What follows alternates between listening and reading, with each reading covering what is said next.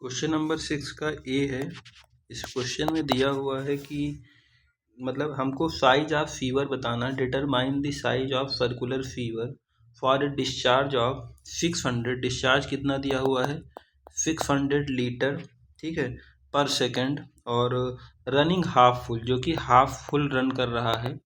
और इसके लिए इन्होंने स्लोप की वैल्यू दी हुई है 0.3 × 0.1, और इसके लिए एन जो मैनिंग्स रफनेस कोफिशिएंट है उसकी वैल्यू दी हुई है 0.15। हमको क्या निकालना है, साइज ऑफ फीवर निकालना है। साइज ऑफ फीवर से मतलब हमको डायमीटर ऑफ सर्कुलर फीवर निकालना है, ठीक है। तो अगर देखो, सबसे पहले इन्होंने हमको क्या दिया हुआ है, डिस्चार्ज दिया हुआ है 600 लीटर पर सेकंड। इसको हम लोग अगर मीटर क्यूब पर सेकंड में चेंज करना चाहें तो हम लोग को क्या करना पड़ेगा, 600 को 1000 से डिवाइड करना पड़ेगा। जब लीटर को 1000 से डिवाइड कर देते हैं तो मीटर क्यूब में चेंज हो जाता है। तो ये आ जाएगा 0.6 मीटर क्यूब पर सेकेंड, ठीक है। तो ये आ जाएगा 0.6 मीटर क्यूब पर सेकेंड। ये क्या क्या आ गया आपका डिस्चार्ज। अब हमको पता है डिस्चार्ज क्या होता है, एरिया इंटू वेलोसिटी। तो मैनिंग के हिसाब से वेलोसिटी का फार्मूला क्या होता है, 1/n इंटू r⁻²/3 और s⁻1/2, ठीक है। ये मैनिंग्स रफनेस कोफिशिएंट होता है जिसकी वैल्यू होती है। तो अगर हमको क्यू की वैल्यू पता है, क्यू कितना है, क्यू बराबर है, क्यू हमारा कितना है, क्यू बराबर है 1/n into r⁻²/3 into s⁻1/2 into ए, ठीक है। तो अगर हमको एरिया पता चल जाए और आर की वैल्यू पता चल जाए, क्योंकि एन की वैल्यू क्वेश्चन में दी हुई है 0.015 और आर की एस की वैल्यू भी दी हुई है, स्लोप भी कितना दिया हुआ 0.0001, ठीक है। तो हमको आर निकालना है, ठीक है। तो क्योंकि आर बराबर क्या होता है, आर होता है एरिया अपान पेरीमीटर। एरिया कितना होता है, एरिया हमको पता है π/4 d² होता है सर्किल का, क्योंकि आधा फ्लो हो रहा है इसीलिए अपान 2 हो जाएगा। तो 2 और 4 इधर मल्टीप्लाई हो जाएगा तो ये हो जाएगा π/8 d² आधे के लिए, ठीक है। एरिया पता चल गया। पेरीमीटर क्या होता है सर्किल के लिए, पेरीमीटर हमको पता है पाई इंटू डी होता है, लेकिन क्योंकि आधे में फ्लो कर रहा है इसलिए π/2 हो जाएगा। आर क्या होता है, अभी हमने बताया एरिया को पेरीमीटर से डिवाइड कर दो। एरिया कितना है πd²/8 और उसको डिवाइड कर दो πd/2 से।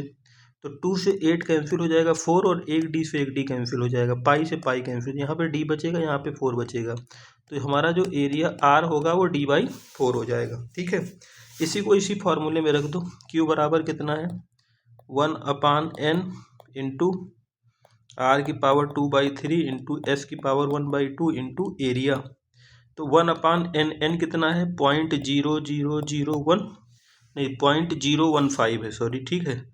तो हो जाएगा 0.015 n रख दिया। आर की वैल्यू कितना है, आर हमारा है d/4, हम लोग क्या रख देंगे, देखो यहाँ पे लिखा है ना d/4⁻²/3, तो यहाँ पे रख दीजिए d/4⁻²/3, ठीक है, इंटू ये हो गया, इंटू s⁻1/2। s कितना है 0.3 × 0.1 और इसकी पावर 1/2, 0.0001 इसकी पावर 1/2 इंटू एरिया है। एरिया यहाँ पे रखा हुआ, एरिया कितना है πd²/8, ये है ना πd²/8, तो πd²/8। इनको सबको बराबर किसके कर देंगे, क्यों की वैल्यू कितनी है 0.6। तो यहाँ से इस वैल्यू इधर मल्टीप्लाई में इधर आएगा तो डिवाइड में ये इसकी पावर 1/2 निकाल लेंगे, इधर मल्टीप्लाई में इधर आएगा डिवाइड में। डी की पावर देखो इधर 2/3 इधर d² है, इसको हम लोग सॉल्व करेंगे तो डी की पावर 8/3 आ जाएगा, ठीक है।